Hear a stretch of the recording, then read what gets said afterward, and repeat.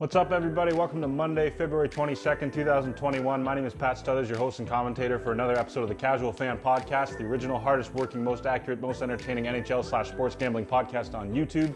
In this episode, we're going to break down all the reactions to all the games from the NHL weekend. We had a couple of outdoor games. We had a couple of upset victories. We posted about a 50% record almost exactly over the weekend. So we'll discuss results, all the games, and then get right into predictions for Monday and Tuesday night, keeping it rolling every Monday, Wednesday, and Friday. Make sure you like and subscribe. Thank you guys for all the support. Cheers. Let's take a look at the results. On Friday, I went 3-1. On Saturday, I went 6-6. And on Sunday, I went 1-3. Brings me to a perfect 10-10 on the weekend. In my opinion, the worst possible thing that can happen. I would rather be completely wrong or completely right. But to be 50%, that just tells you that your guess is as good as mine. Anyone could have flipped a coin and had the same success rate that I did. But we're gonna bounce back from that. I think I've been overthinking it. I'm just gonna go with what I've been watching. I probably watched more hockey games than pretty much anybody in the world this season. So I'm just gonna go with what I saw on the weekend and move forward from there. I released a power rankings on Valentine's Day, and a week later, those things are already obsolete. Hockey changes fast. You're only as good as your last shift, and it's a what have you done for me lately league. So I'm gonna have to reassess everything I said as of Valentine's Day and get some better picks for you guys as of this week. Overall record now at 142 and 110, not great, not terrible, still winning, but I gotta improve that. I'm gonna do this video a little bit different. I'm just gonna break down every single game from the weekend so we know what we saw and I don't miss anything. On Friday night, you had the Chicago Blackhawks against the Carolina Hurricanes, and the Blackhawks were right in it until they weren't. They ended up losing 5-2, but it was a very close game. Patrick Kane had an unbelievable backhand spinorama goal, vintage Patrick Kane, and on the other end, Kevin Lankinen played lights out for the Blackhawks. I could have seen them stealing this game. Unfortunately, they did not. The Carolina Hurricanes are a bad team. The next game was the Florida Panthers against the Detroit Red Wings. I have to remember that Anthony Duclair scored 23 goals in 66 games for the Ottawa Senators last year. He was their best player, and now he's on the Panthers and he's producing for them. Drieger made an unbelievable stick save in that game, absolutely robbed the Red Wings of a goal. And the other thing I noticed from that game is it's really fun to watch Bobby Ryan play. You can tell watching him on the Red Wings, this guy, when he was on the Ducks and other teams, he used to be a star in this league. He's still got all the skills, he's still got the IQ. He might have just lost the step a little bit, but on this Red Wings team, he really stands out as being the best player. And then the Friday night Battle of Alberta was one of the most boring games of the weekend. It was a 2-1 victory for the Oilers. The Oilers actually got depth scoring, and that led to a good hard-fought victory for them. And then the last game on Friday was the Jets versus the Canucks. The Jets looked really sloppy early, but they got the job done. I really wanted the Canucks to win that game after the way they overcame the Flames. Unfortunately, they just had no answer for the Jets on Friday. Now on Saturday, the very first game, the Buffalo Sabres came out hungry and the New Jersey Devils came out flat. It was a very tough loss. I wanted those Devils to win. In the Rangers and the Caps game, I told you that the Caps have a tendency to pull games to the over, while the Rangers can pull teams to the under.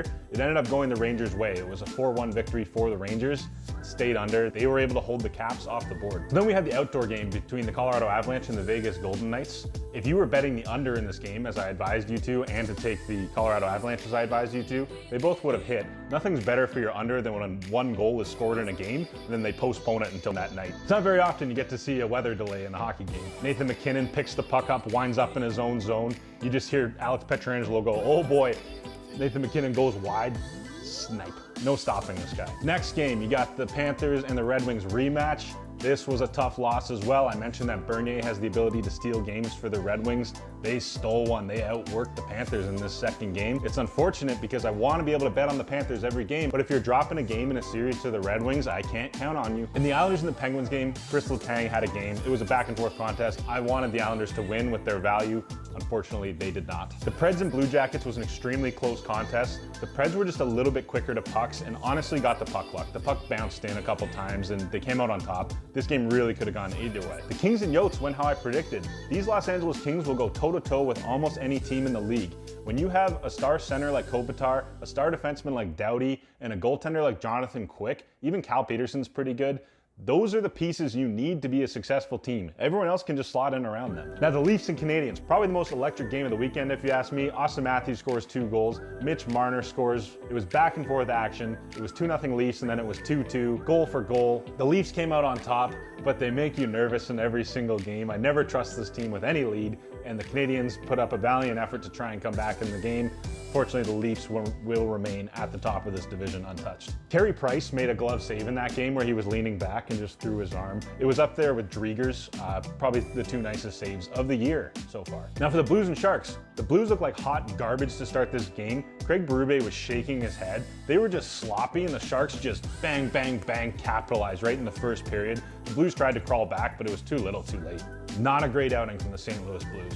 Now the Canes and the Lightning. I wish I had taken the Hurricanes in this game. They were underdogs, and this was such a statement game for them, and they dominated the Tampa Bay Lightning. Their second line of Vincent Trocheck, Nino Niederreiter, and Martin Necas is lights out. They have depth scoring for days on the Hurricanes, and Sebastian Aho scored such a beautiful goal. It was just one of these 1-2 chip shots that's getting so popular in the league now. The guys barely even have a shot, and the puck's up in the air in the top corner. Watch out for these Hurricanes. They're my early Stanley Cup favorite.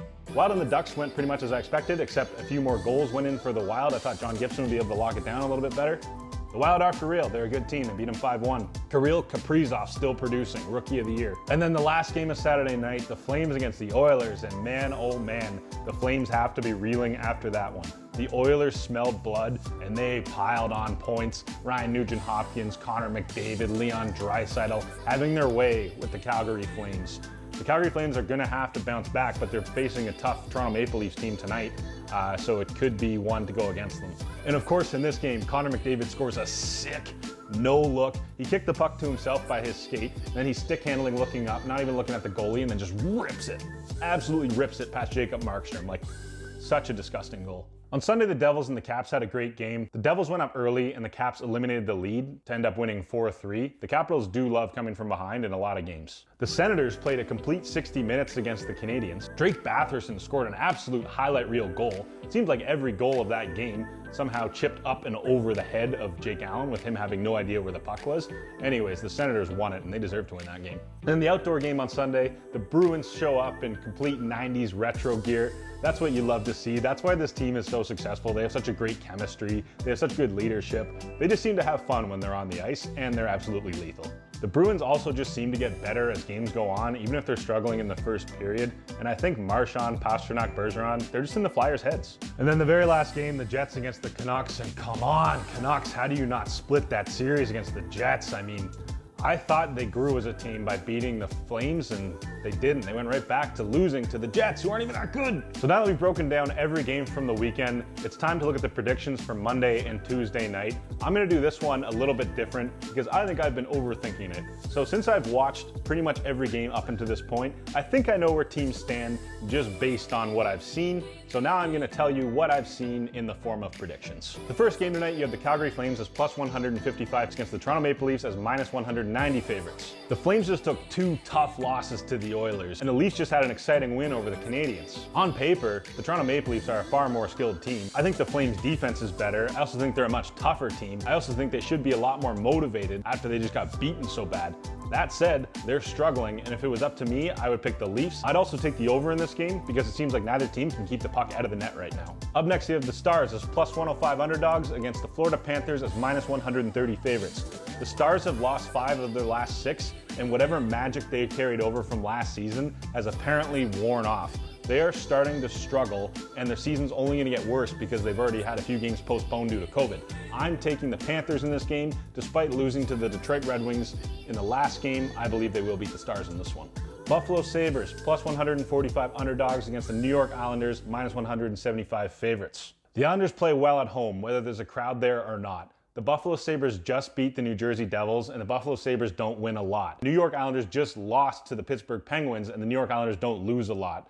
If I had to guess, I would say the Islanders take out their frustration on the Buffalo Sabres and win this game probably by 2. Next game is Game 3 between the Tampa Bay Lightning as minus 125 favorites against the Carolina Hurricanes as plus 105 underdogs. I wish I had taken the Hurricanes in the last game because it was a blowout victory over the Tampa Bay Lightning. Do they beat Tampa Bay in 2 straight? Very difficult to do. It's possible, but to put together another perfect performance like they had on Saturday night, I don't know. I might stay away from this game. I like the value on the Hurricanes, but I do think Tampa will answer and win the second game. Next game, an underdog I liked, the Los Angeles Kings plus 145 underdogs against the St. Louis Blues minus 165 favorites. The Blues are good. They're capable of getting leads and maintaining leads. They're also capable of eliminating leads. However, they've been playing a little bit sloppy lately, and I think their depth is starting to get exposed. However, the Kings have been on an absolute tear recently, and I think they're going to keep rolling. They have confidence and they're fast, and I like this Kings team. That's good value at plus 145. I would pick them in this game. Okay, next game you have the Ducks as plus 140 underdogs against the Arizona Coyotes as minus 170 favorites. Both the Ducks and the Coyotes love the under. They have good goaltending and pretty good defense, and they seem to struggle to score despite having a couple of weapons on each team, more so on the Coyotes. I would think the Coyotes would win this game, but the Ducks have been stealing a couple. My lean is towards the Coyotes, but the prediction that makes the most sense to me is this game going under, even if it is at 5.5. Next game, rematch, the Knights as plus 115 underdogs to the Colorado Avalanche, minus 139 favorites. The Avs did win the outdoor game against the Knights. It was very close. Nathan MacKinnon scored an incredible goal. To be honest, Fleury let in kind of a weak one right off the bat, and the Avs never looked back. I think that if the Knights get a little bit better of a start tonight, they could be a good value pick at plus 115 odds. Now, the very last game on Monday night is the Minnesota Wild as minus 150 favorites at the San Jose Sharks plus 125 underdogs. I think the Wild are a much better team. The Sharks have actually been competing with a lot of teams. I think a lot of teams will count the Sharks out and then be surprised at how good they are. I don't think the Wild are going to make that mistake. I think they're going to step on the Sharks' necks, as they say. Now on Tuesday, you have the Chicago Blackhawks as plus 107 underdogs against the Columbus Blue Jackets, minus 129 favorites. Now I like the way the Hawks have been playing. Matchup-wise, I do not like the Hawks against the Blue Jackets. I think the Blue Jackets are very capable of eliminating the scoring chances and the high-end talent on the Hawks. They're a defensive, tough, physical team, and I think the Hawks will struggle to score against that. If it's Merzlikins and it's Lankin in the net, I like the under in the game. Hawks do have good value though, so it might be a decent pick. Next game, you have the rematch between the Buffalo Sabres as plus 104 underdogs against the New Jersey Devils as minus 125 favorites. Devils dropped the first game against the Sabres. I don't see them dropping the second game. This should be a win for the Devils. Game 2 between the Montreal Canadiens as minus 200 favorites against the Ottawa Senators, plus 165 underdogs. Senators just stole a game from the Canadiens. Do they steal another one?